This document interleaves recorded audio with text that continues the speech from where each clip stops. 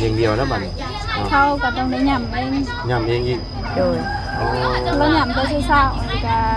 คั่วไว้ให้สุกแล้วพาไปได้หมอ บ่ได้อันกินข้าวนั่นบ่นี่บ่ได้กินข้าวอันชื่อบ่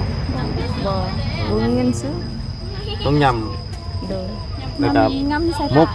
แม่น มุกไว้มื้อหนึงยำแต่เทื่อย ำไปเช้า แต่เช้ารอบเดียว แม่น เขายำเขายำข้าวสารได้เนาะแม่นบ่ข้าวสุกบ่ เขาหนึ่งแล้ว มันบ่เหนียวบ่ข้าวนี่ เหนียว มันเหนียวกว่าข้าวสารบ่แม่นบ่ เหนียวเขาจะเอาข้าวสารเฮา เพราะว่าปกติเพิ่นสิยำเป็นข้าวสารแม่นบ่ บ่ข้าวสารแน่ อ๋อ หนึ่งข้าวสุกแล้วก็ต้องยำแล้วก็มกสินะ มุกใส่ใบตองเนาะ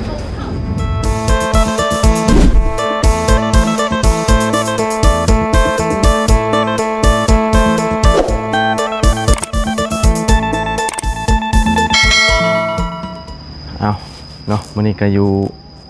บ้านนี่มื้อนี้พี่น้องเนาะอยู่บ้านน้องแดงเนาะพอดีว่าเขามาหาทางไม่ห่างน้อยคอยทางก็ว่าได้พี่น้องเนาะเพราะว่าอยู่ริมทางที่ว่าทางมาจันเนาะได้เข้ามาถ่ายทำพี่น้องเนาะบางคนก็ได้ตามมานำกันเนาะแต่ว่าคุ้นๆหน้าแล้วอยู่พี่น้องเนาะรู้สึกว่าตอนนั้นตอนมาบุญอันถ่ายคลิปดูเพื่อนต้องใจดีนะเราไปขายหน่อไม้เนาะแต่บาบุญว่าบริซื้อเนาะเพราะว่ามีหน่อไม้อยู่เนาะหน่อไม้หลายพี่น้อยอยู่เพื่อนตอนนั้นเนาะมา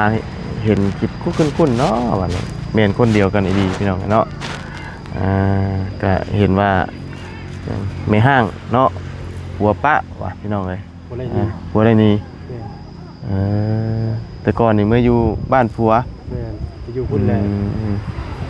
ง่ายๆก็เกี่ยวกับนี่แหละ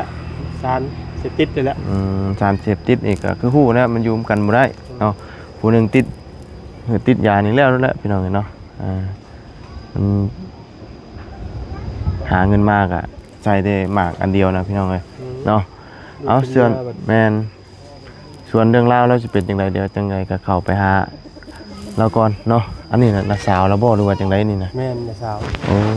เอาพี่น้องเดี๋ยวจังไรทำเรื่องเล่าคร่าวๆแล้วก็จังสิเข้าไปหาเราเนาะสบายดีเด้อพี่น้องเนาะพอกันมื้อนี้อยู่บ้านน้องแดงเนาะทั้งบ่าวนั่นก็หาอย่างนั้นบักนาวบ่ตำบักหุ่งบ่บ่าวบักนาวตำบักหุ่งบ่ปิ๊บนาวตำบักหุ่งบ่วะ เอาเดี๋ยวจังไดก็ไปพุ่นก่อนพี่น้องเนาะโอ้มาทางนี้ก่อนพี่น้องเอ้ยโอ้มาแต่ไสล่ะหาหน่อไม้โอ้โหไปขายบ่กินสบายดีเด้อสบายดีเนาะโอ้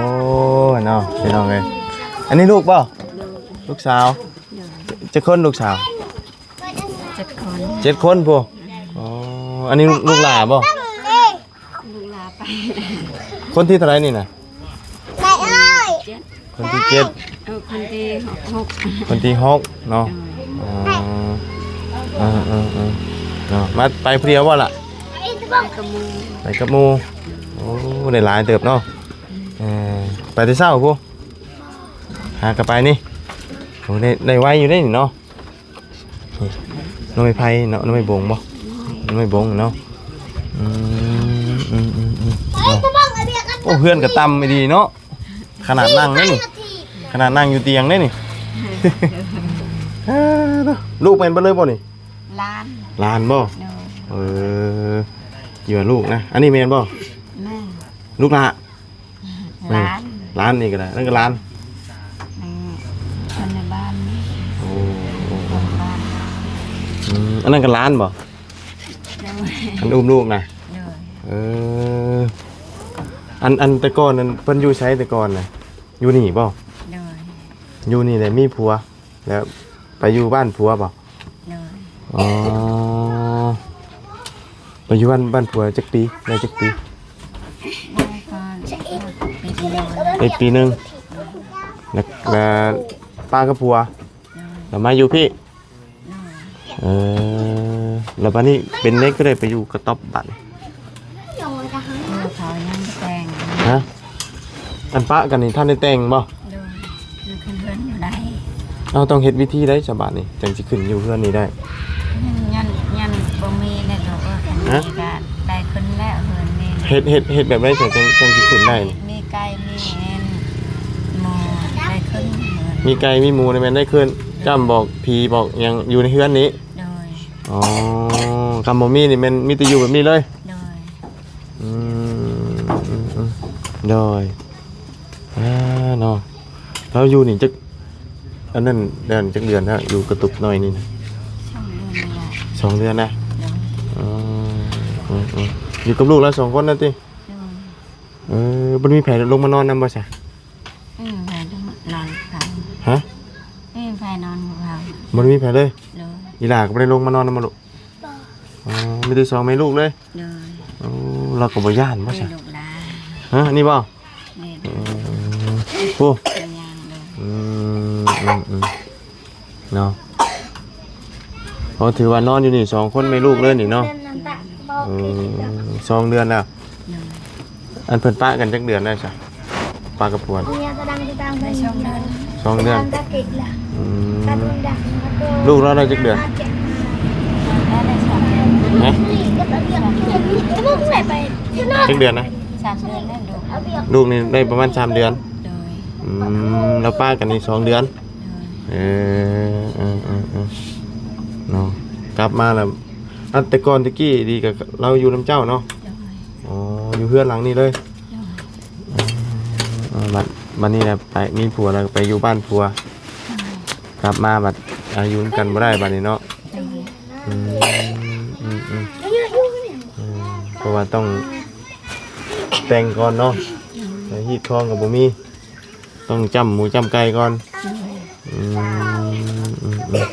เนาะ จนบ่มีเลยแฟนเมย์จังแหละได้ขึ้นเรือน เจ้านี่เป็นน้องของแม่แล้วบ่แม่นบ่อ๋อแล้วพ่อกับแม่เพิ่นเด้อ มาเขาก็จังจัง ฮะ แม่เขาก็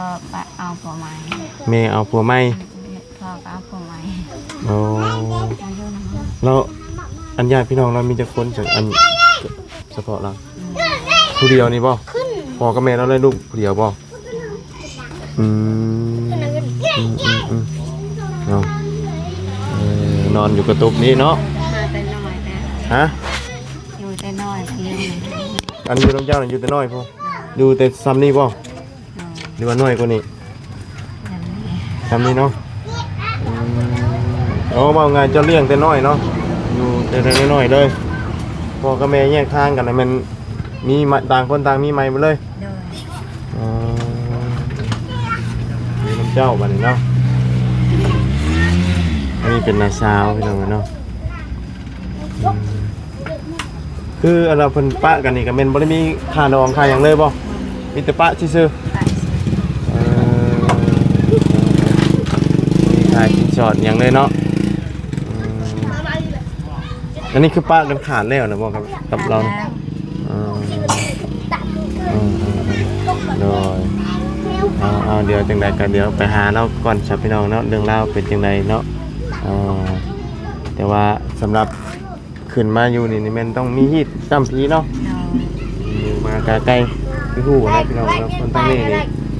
ถ้ามีผัวแย่งไปแล้วนี่ต้องจ้ำหมูจ้ำไก่เนาะถ้าบ่มีผัวนี่บ่เป็นหยังเนาะโดยเอาสิไปต้มแกงบ่บ่ล่ะน้ำไม้นี่แกงบ่แกงเนาะหาหลายๆเติบผู้เดียวเราก็ได้เนาะเอาเดี๋ยวจักหน่อยเด้อโดยสบายดีเดี๋ยวจังไดระบาดเอาขนมมากินเดี๋ยวไปหาทางนี้ก่อนเด้อโอเคเบิ่งเฮือนเราพี่น้องเอ้ยกลมเตี้ยเนาะโอ้โหเตี้ยแห้งดีเนาะไปมาเบิ่งทางนี้ก่อนเนาะขนมโอ้คู่กันบ่เนาะนี่เนาะปั่นกินเด้อคนละก้อนคนละครึ่งเนาะมาทานน้ำไม้เมื่อยท่านได้กินข้าวเช้าบ่ยังไม่ได้กินอยู่คือบ่กินข้าวก้อนจังไป เขายังบ่ทันชุก ข้าวบ่ทันสุกจะได้ไปหาน้ำไม้ก่อน ไปกินขนมถาดเด้อ เอานี่คือเพื่อนน้าสาวเพื่อนพี่น้องกันเนาะนี่แหละเอาเดี๋ยวจังไรกะมาเบิ่งท่านี้ก่อนพี่น้องกันเนาะมาเบิ่งกระต๊อบหน่อยเราก่อนพี่น้องกันเนาะถือว่าผ่าบัดยังไม่อยู่เนาะหากะอยู่ได้2 เดือนเด้พี่น้องกันเนาะกะนี่แหละยังทันได้ขาดเนาะนี่แหละพี่น้องเลยเนาะถามว่าจะเป็นแม่ห้างเนี่ยมันได้อยู่กระต๊อบหน่อยโอ้เนาะบ่ย่านบ่พี่น้องเบิ่งกันซองกันเนาะอึ๊บมาถามเราก่อนเนาะโอ้ยอุ้มลูกน้อยนะบาดนี้เนาะเอาอูนี่บ่อูนอนนั่นดูนอน2 คน 3 คนกับอิน ฮะ กับอิน อิน โซเฮ็ดเมื่อฮานอย อันกินนี่บ่เอาขออนุญาตนี่ไม่เนี่ยนอน3 คนกับน้องเพิ่นน่ะเนาะ โดย ตามเพิ่นกินนี่คือว่าบ่ได้นอนนำสั่น เนี่ย นอนนำอยู่ โดย ฮ้อนอยู่บ่นอนตอนคืน ตอนกลางคืนไม่ได้หอนปานใด บ่ฮ้อนปานใดบ่ โดย ตอนเว้นนี่เนาะ โดย มันเป็นอันนี้ก็มีใครอยู่มันมีโฮมต้นหมากลำไยเนาะ โดย เจ้านี่บ่ไปขายหน่อไม้ตอนน่ะมื้อนั้นน่ะ โดย ขี่รถถีบไปว่ามื้อนั้นเนาะ โดย อันว่าเราไปขายหน่อไม้ตอนไปขายหน่อไม้นี่ก็ป้ากับผัวน่ะบ่ โดย เออ ตอนเขาไปขายหน่อไม้หาปลาซื้อกล่องนมเท่านั้นเอานมหาเอานมใส่นมหา อ๋อคืออันไปหาขายหน่อไม้นี่แม่นป้ากับอันน่ะผัวแล้ว โดย เพราะว่าเห็นเพิ่นไปขายหน่อไม้มื้อนั้นก็หน่อไม้อยู่เรือนบัดเต็มอยู่พี่น้องจักสิซื้อไปหยังเนาะมื้อน่ะก็บ่ได้ฮู้ว่าเพิ่นเป็นแม่ห้างใหม่ๆใช่มั้ยนะเนาะป้ากันได้2 เดือนบ่เมื่ออยู่เพิ่นฮอดปีบ่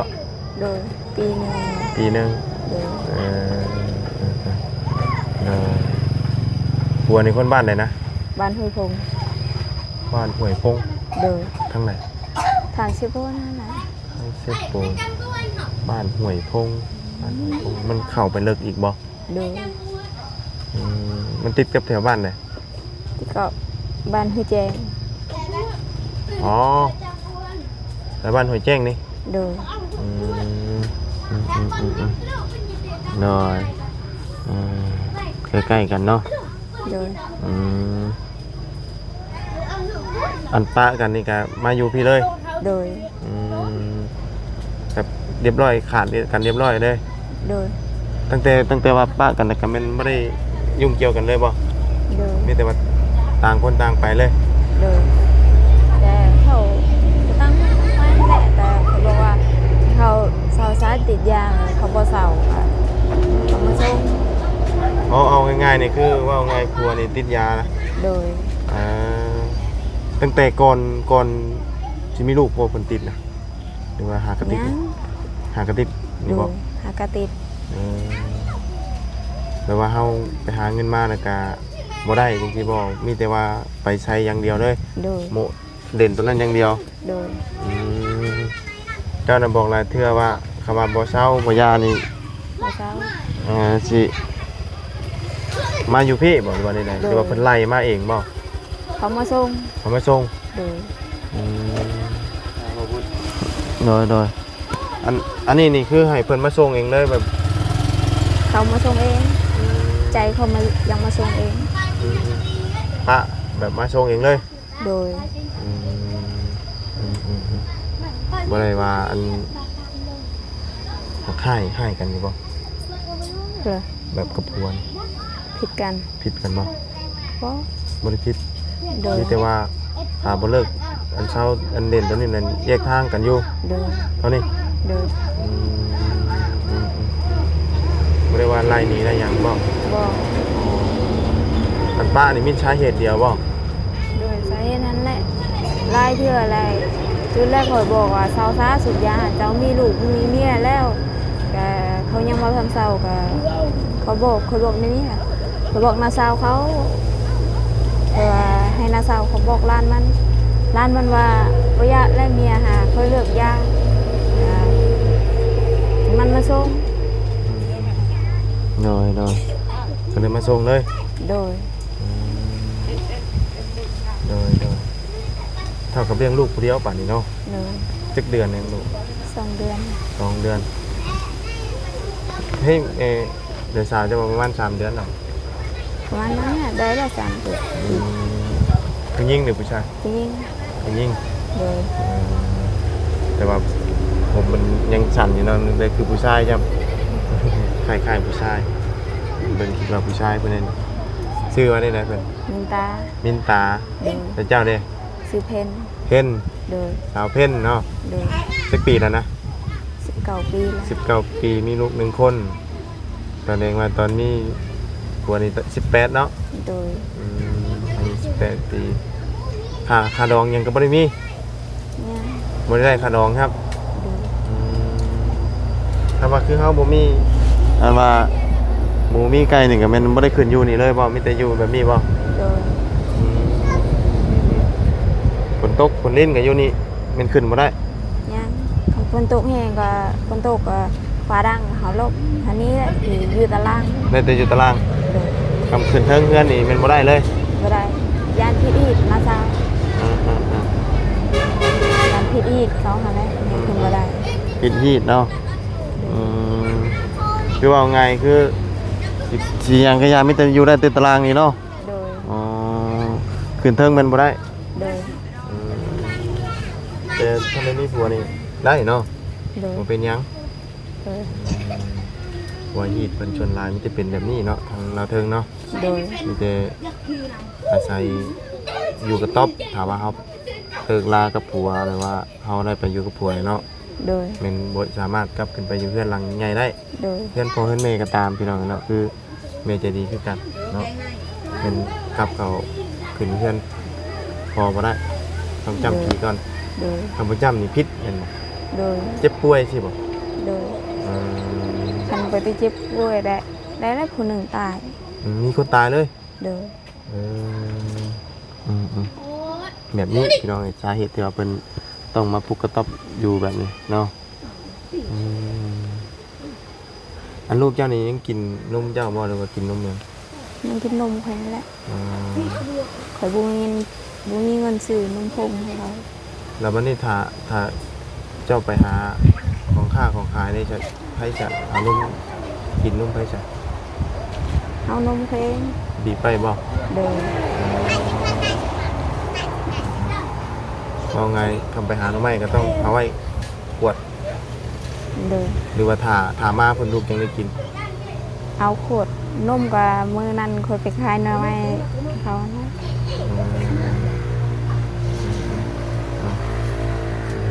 ให้จะเอาถาเวลาจะไปหาหน่อไม้ ลูกน้าสาว ลูกสาว เอาผู้หลาหัน ผู้น้อยนั้นเพิ่นเอาได้บ่ ผู้ก็เอาจับมุ้งค่ะ ฮะ ผู้ก็จับมุ้งหั่นล่ะ เราก็เอาได้อยู่ โดย ทำเจ้าไปกับใครจ้ะ กับลูกน้าสาวนะ อืม ผู้ก็เมื่อกี้นี่ โดยเนาะไปมากเลยต้องไปหาขายอีกเนาะต้องไปหาชั่วโมงนี้ยังได้ไปหาหน่อไม้อยู่บ่ไปหาหน่อไม้ขายอยู่บ่ นะหาก็ข่อยก็ได้ไปขายละ ใครจะไปขายให้ บ่มีได้แต่พอกิน ใครจะพอกิน โดย มันบ่หลายเนาะ โดย เราก็บ่ได้ไป โดย เขาไปขายนี่ไปเลาะขายทั้งไหนเนี่ย แต่บ้านฮู้ลุงจะฮอดบ้านสกี อ๋อบ้านดงบ่ฮอดบ่ บ่ บ่เคยไปฮอด บ่เคยไป มีแต่หาขายแถวนี้ซื่อ โดย ๆฟอร์มมันบ่หลายแม่นบ่ โดย มันล่าม2-3ถุงนี่เนาะ โดย ถ้ามันหลายก็แม่นเฮาไปได้อยู่เนาะ โดย โดยตกคำว่าอันนี้ไทยบัตรมันขาดอะไรกับชิ้นย่างในนี้นี่เนาะ โดย อันนี้นี่ไผจะปลูกไห้มันอยู่นี่แต่เก่าบ่อัน บ่ นี้ หากระปุก หากระปลูกบ่ โดย หากปลูกหาเจ้ามานี่ โดย แต่ก่อนนี่แม่นบ่ได้มี มีฉัน ยันว่าอยู่ว่ามันมีอันเป็นโครงทางที่แต่เก่าแล้วมาเอาอันนี้ใส่แล้วก็ผ้าบัตรกั้งซื่อ บ่ก็เฮ็ด หากระเฮ็ดได้เนาะ โดย น้อยเนาะลูกน้อยนี่แหละเนาะ โดย ตนที่ลูกกันเนาะไปใส่กัน โด เนาะ ย โดยบ่ได้คิดบ่ได้ให้บ่ได้เถียงกันอันมานี่มาส่งกันเลยเนาะ โดย มีแต่มาบอกตัวเรื่องตัวเดียวนั่นแต่ก็แม่น โดย นั่นก็เลยยาเลย โดย แต่ว่าคิดเถียงไรน้องในนี่นี่บ่มีบ่ บ่มี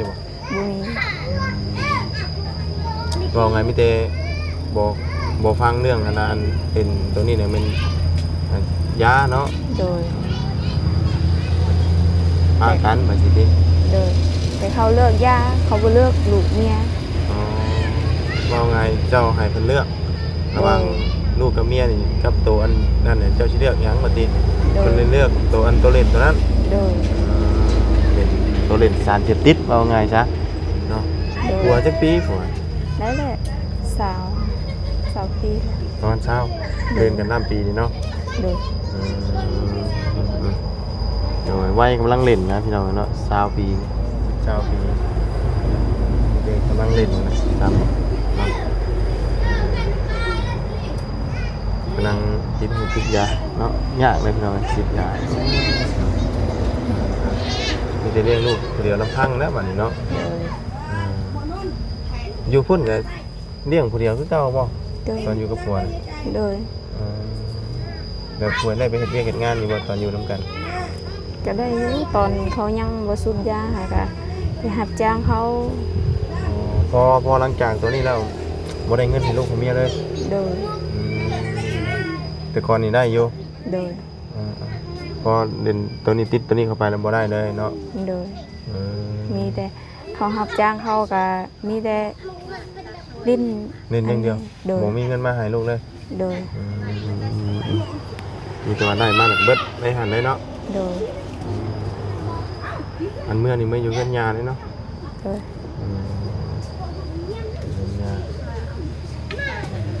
อยู่พุ่นเจ้าเฮ็ดจังไดอยู่พุ่นเฮ็ด ถึงก็เสียหญ้ามันต้น บ่ได้หารับจ้างหยังติ แม่ แต่มาพี่นี่ต้องดิ้นรนนะบัดนี้เนาะคือเจ้าตอนนี้ เพราะว่าต้องดิ้นรนอย่างต้องหาเงินเลี้ยงลูกบัดเนาะ โดย ก็คือนักสาวก็เพิ่นก็สิซอยได้สำาไดเนาะ โดย คือเห็นนะพี่น้องเรากันนะสภาพเพื่อนเรากันเนาะลูกกับ7 คนเนี่ยเนาะกันเนาะลูกกับปักเป็นลายหนึง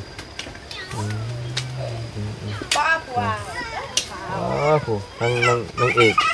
ประจำพี่นางเอกยังก็นี่นะจำชื่อไม่ได้เลยโอ้ยมาพี่นางเอกมอมบ่โอ้สบายดีเนาะมาที่ไส มาแต่บัดดง ไปยังนะ ไปแปลงโทรศัพท์ เราจะมาไปเจิมช่วย ไปเสริมช่วยไปห้อง เ โทรศัพท์กับเพเสริมช่วยไปห้อง โอ้เจิมช่วยเนาะเจิมช่วยเนาะนี่แหละเราจะเป็นผู้สาวนี่เนาะอันนี้จะปีเจ้า 29 ปี อันนี้ก็19มีลูก1 คนแต่เฮายังโสดเด้อ ยังโสดบ่โสดอีนี้เหรอ ปีนี้เด้อ แต่ว่า โสดแค่โสดบ้าน ฮะเฮ้ยกินนี่ก็เห็นมากับผู้ชายอยู่ บ่แม่นเด้อผู้หญิงแม่ ผู้หญิงบ่ น โมเมนต์เนาะยังมึงบ่มีผู้บ่าวเนาะ ยังบ่มีจ้า โอ้ใครสนใจเอาเด้อพี่น้องเด้อบอกเบอร์โทรดูเด้ จะมีเฟเดอร์ เฟซยังเอา ชื่อน้องมอม น้องมอม แม่น ภาษาไทยหรือลาวอังกฤษ ดาวจ้า ลาว แม่น มีแต่น้องมอมซื่อๆเนาะ แม่น อืมสนใจติดต่อมาได้พี่น้องเลยเนาะสาวงามประจำหมู่บ้านเนาะแต่ก่อนแต่ตอนนี้บ่มีโทรศัพท์ แม่นแป้งแรกโทรศัพท์เข้าห้องหมอ โทรศัพท์เข้าห้องหมอติดต่อบ่ได้พี่น้องเนาะโทรศัพท์ออกมาก่อนเนาะ แม่น บ่อยากมานอนเป็นหมู่แล้วเนี่ยบ่ เรามีนิดหน่อยเพราะว่ามันยากเพราะว่ามัน เอาพอ แคบเด้อ บ่พอได้อันความลูกช่วยแล้วนี่ มันแคบมันนั่นกับบ่ได้ ได้มันก็กว้างเติบ ยัน อยู่ มันเชื่อลูก บ่รู้เนาะมานอนเป็นหมู่แล้วแน่นี่นอนผู้เดียวนี่ ค่ะ มาพอได้ลูกเราให้พอได้ออย เราแน่เนาะ ให้ลูก ฉันอุ้มหน่อยได้ไหม อุ้มดูทดสอบไปก่อนเนาะสักมือต้องเป็นมือของเจ้า คืออยู่บ่ โอ้คือได้นี่โอ้เอาเนาะโอ้บ่ให้เนาะแต่ว่ามีลูกได้จักเจ้าก็ได้ บ่เคยมีจ้ะ ยังบ่ แม่ โอ้ย แฟนยังบ่มีลูกก็ต้องบ่มีน้ เนาะคืออยู่ได้เนาะคือแม่ลูกอ่อนเนาะ ยันบ่คือยังที่แท้ก็คือย าแล้วบ่ขายหมักแตง ยา เขาจะขายมัน เพิ่นบ่ได้ขายแล้วมันแกงเพราะว่าเบิดยามมาแล้ว เพิ่นเลิกจ้าง แม่คือกระเลิกจ้าง เพิ่นบ่ขายในอื่นบ่ซะก็เลยว่างงานมันเป็นคนเล่ร่อนเอ้าบ่มีงานเฮ็ดเองคนเล่ร่อนเนาะสาวม่อมพี่น้องเนาะ เป็นคนเล่ร่อนเด้อยู่บ้านก็เฮ็ดไร่เฮ็ดสวน บ่เฮ็ดไร่เฮ็ดสวน ก็บ่ได้อยู่แล้วล่ะ โอ้สวนมันบ่สาวสวนมันจับปะหลังเนาะ เฮ็ดไร่พอก เฮ็ดอยู่บ่คุมื้อนี้ก็ เฮ็ด เฮ็ดหลายบ่อนอยู่บ่ สวนมันบ่มีหลายมีน้อยใกล้ๆเฮือนกันมีไร่เฮ็ดไร่กว่า มันนี่แต่ละปีขายได้จักล้าน ดูแล้วเฮาบ่ได้ขายแล้วเขา โอ้ก็ฮู้นำอยู่ได้ บ่ได้ฮู้เพราะว่าเฮ็ดซื่อ เอาพ่อแม่ปันเงินให้เท่าไหร่จ้ะ ๆเพิ่นบ่ได้ปันให้เพิ่นว่าเก็บไว้ซื้อข้าวซื้อน้ำ เอาเขาก็ว่าเฮ็ดให้อยู่ เฮ็ดก็บ่คุ้ม คุ้มบ่ แม่นสิเฮ็ดกว้างซำใดก็บ่คุ้มเพราะว่าเขามันบ่งามแต่ละปีบ่งาม มันบ่คืออันเฮ็ดอันว่าหน้าได้เนาะให้เนาะได้ก็เอามาได้เช้า30นี่ก็กุ้มกินอยู่ให้นี่เขามันก็ต่างกันนะ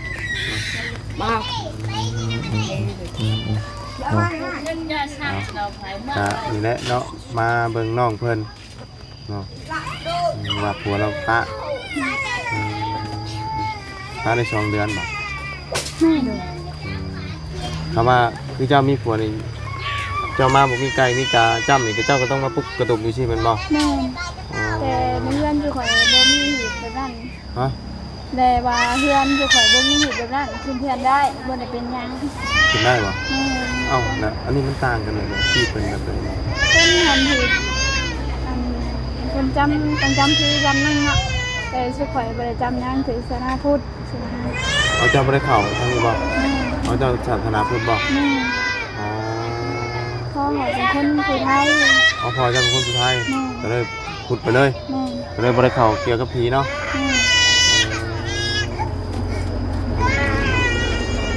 แม่ พอเป็นคนสุดท้ายแต่ว่าเมียเป็นชนเผ่าละเทิง เอาก่อนก่อนยันเอาที่ใส่คนนี้ เอาเลยเนาะ ก็เลยผมมีฮีตตัวนี้เนาะ แม่น สบายเจ้าเนาะมีผัวมากอะแต่ว่าบ่ได้นั่นก็มันบ่ได้อยู่แบบนี้เนาะ แม่ ขึ้นได้อยู่ได้กับป้าผัวมากก็ไม่ได้ขึ้นอยู่เพื่อนตัวเองเลย แม่ เพราะว่าทั้งนี้ก็ชวนลาย เอาไป จำฮีตผีพี่น้องเนาะนี่ คือนี่เนาะไม่ได้อ่อนเลย คือแม่ลูกอ่อนอยู่เนาะสภาพก็ได้อยู่เนาะหน้าตาตัวนี้ก็บ่ได้คือผู้ชาวเนาะคือแม่ลูกอ่อนเฮ็ดจังเฮ็ดข้าวเฮ็ดบอลนั่นแหละเฮ็ดข้าวไอ้ตัวน้อยอยู่เนาะเราก็เนาะมาแบบบ่มีใครมาบ่ต้องอยู่แบบนี้ใส่อยู่แบบกระต๊อบน้อยเนาะอยู่กันในชาติกับอะไรต้องหาในค่าในขายกันน้ำมันแต่ก่อนนี่เป็นหมู่กันบ่ แม่เป็นโลกัน หมู่กันเลย รุ่นกับรุ่นเดียวกันเลย เฮียนน้ำกันบ่ แม่เราเรียน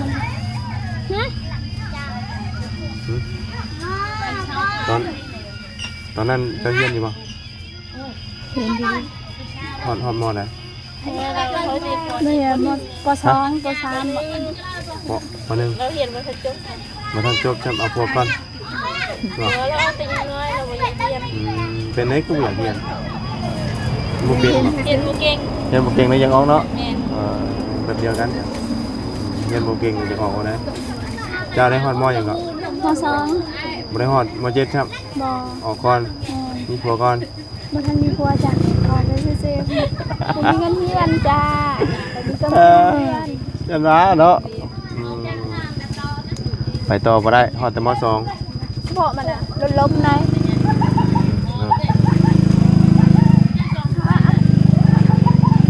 แวกเลย เพิ่นมาติดใจโทรศัพท์เลยเพิ่นแวะเข้ามานี่เนาะตื่นนะลูกเราก็ได้บัดนี้บ่ให้เนาะ แม่เจ้า ฮะ เรื่องง่าย เนาะง่ายบ่ตอนคืนบ่ได้ให้บ่ บ่ได้ให้ซ้ำเพื่อกันเพิ่นคือ บ่ให้ก็ให้อยู่เนาะตอนคืนบ่ค่อยให้ หอนเลยเนาะ ตอนคืนบ่ค่อยให้ก็โอเคอยู่เพราะว่าเด็กน้อยให้ตอนคืนนี่เว้นยังเฮาบ่ได้รับบ่ได้นอนมันให้เรื่อยเลย ต้องได้อุ่นนะ มันต้องในอู่ฮอนนั่นแหละเนาะช่วงแรกๆนะช่วงอันระยะอันเริ่มอาทิตย์แรกนี่อยากกินแต่นมเลยเนาะได้ใหม่ๆเนาะมันจะให้แล้ว อันนี้ทำได้ป้อนข้าวแล้วเพราะว่าแม่เราต้องเฮ็ดเวียกเด้มาป้อนข้าวเราก็อยากนำแม่บ่เราบ่ได้มากินนำแม่ ป้อนตะหึงนะป่ะ โดย ป้อนตั้งแต่เดือนแรกคุณจักป้อนเขา ชื่อยังไงแม่เจมก่อนมาบ่ได้คิด2ทิศป้อนข้าวเลย ช่วงที่จะป้อนเขาเลย แม่เพราะว่าแม่เราต้องเฮ็ดเวียกเราต้องกินข้าว ปะไว้น้ำพื้นกับพอได้กินเขาถ่าเนาะ แม่ท้องเราก็ได้อิ่มเพราะว่าบ่ได้กินนมแม่เราเด้เราก็ป้อนข้าว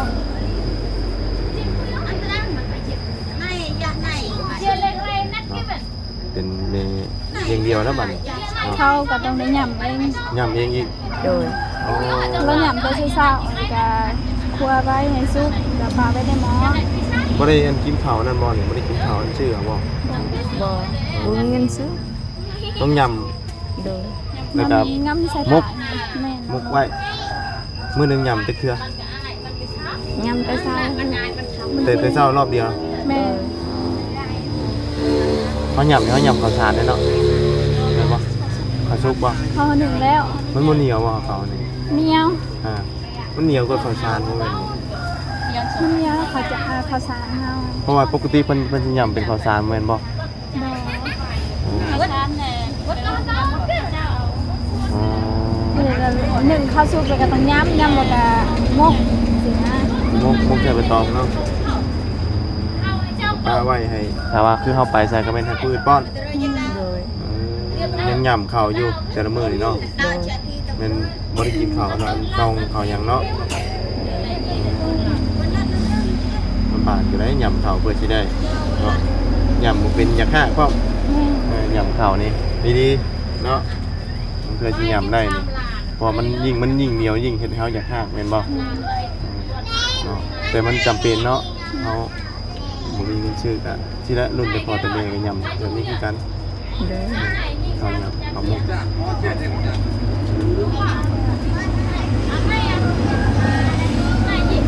ฮอดเนาะบัดอบอ้าวได้เนาะเนาะ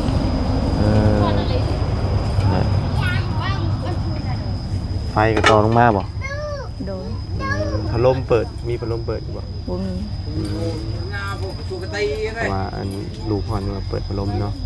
ตอนคืนเนาะตอนนอนเนาะ พัดลม ฮะบ่มีพัดลมจ้ำบีเอาเนาะ บีเอา บ่มีหยังเลยพี่น้องเอ้ยผมยาวเนาะผมยังไปตัดเทื่อบ่นี่นะ ตัดแล้ว ยาวไว้นี่เนาะ ดกแล้วผมลายดำ ผมเอายาวคือกับผู้ชายสิเราเนาะเรียนมือ ๆยังยืดเฮ็ดกดกัน เมื่อยแล้วบ่ บ่อย่าเลือนอย่าสั่ง คือว่านั้นบ่ได้ใช้อันนั้นได้เนาะเหี่ยวใช้บ่แห้งเลยจ้ะสิสักเสียแล้วเหี่ยวใช่แล้วนะเหี่ยวใช่แล้ว เนี่ยสลัดได้แล้วเนี่ยแบบนี้แล้ว มันเป็นยังเนาะเหี่ยวหมายไว้ลูกผู้หญิงเนาะคนหนึงเลิกลากับผัวมาคืนมา อยู่กับน้าสาวเก่าเนาะ โดย อืมพ่อกับแม่เจ้านี่แยกทางเพียงน้อยติ โดย เรามาอยู่ในมือซ้ายแล้ว ตอนเรามาอยู่นี่น้อยซำใด เราก็ยังหนักนะแต่คือพอมันเป็นอย่างแล้ว หึ เป็นอย่างแล้ว เป็นอย่าง มันเป็นอย่างแล้ว แต่ว่ามีแต่ผู้เดียวเจ้านี่บ่อันว่าพ่อแม่เราแยกทางกันลูกผู้เดียวเจ้าคือบ่เลือกไปทั้งพ่อทั้งแม่คือแบบ เพราะว่าเรายังหนักยังบ่ฮู้เลย อืม พ่อแม่เราก็แบบว่าเราเลี้ยงบ่ได้สินะ พ่อแม่เว้าเลี้ยงบ่ได้ แข่งขันกันแล้วก็ว่าเลี้ยงบ่ได้แล้วก็พาไปนำมาสาวเราเลี้ยงให้สิ อืมแล้วผู้นี้เลี้ยงจนใหญ่เลย แต่ก็อยู่นำคนดีเลยก็ซ้ำว่าเป็นพ่อเป็นแม่ จำพ่อจำแม่เลยเขามาเลี้ยงแต่น้อยเนาะเพราะว่าอยู่น้ำพุนี่ก็เราเลี้ยงแต่น้อยเนาะ แต่ก็บ่ได้เอิ้นว่าในซ้ายแล้วบ่ได้เอิ้นแม่เลยเพราะว่าเราหูมันลึกแต่เราฮู้ว่าเราแต่ยังน้อยเดี๋ยวเราอยู่แล้ว อืม ที่เราเป็นพ่อแม่เลยสินะ จะเป็นแนวนะผู้ใดเลี้ยงกับผู้นั้นเขาก็มีความผูกพันกับผู้นั้นเนาะเพราะว่าเราเลี้ยงแต่น้อยๆเนาะ โดย แต่ว่าตอนนี้คือบ่มีฮีดจำกับแมนยูในกระต๊อบอยู่นี้ โดย เนาะมีหมูตัวหนึง มีตัวนึงไก่2ตัว หมูตัวหนึงไก่2ตัวมีบ่หมูแถวนี้ บ่มี บ่ก็มีจับอีกว่าเฮ็ดก้อนนี่ หาลักเอาแถวนี้บ่มีบ่ บ่มี ไก่ออกเอกแถวนี้เอาไก่เจ้าดิไหนคือเห็นไก่อยู่ตอนน่ะคือเลี้ยงเป็ดเลี้ยงไก่อยู่ เลี้ยงกับตายมาแล้ว ฮะติดผากตายหมดแล้ว มันจะง่ายแล้วก็ตาย ตายก่อนโอ้แต่เก่าเห็นหมูเลี้ยงตัวนี้หลายเลยเนาะหมูในเลี้ยงหลายอยู่แต่เงินซื้อบ่มีเนาะเพิ่นขายแพง ใส่ บ่ กันนี่โมแต่ว่า ขายแพงอยู่บ่แพง ก็บ่กันน่ะอีกตามตัวน้อยตัวใหญ่สินะ อยู่ที่เราเล่าหา600,000เนาะหา600,000นี่จะเป็นประมาณซ้ำแข้งบ่ แม่ หมูนะหมูมันเป็นหมูดำเนี่ยมันแพงเนาะ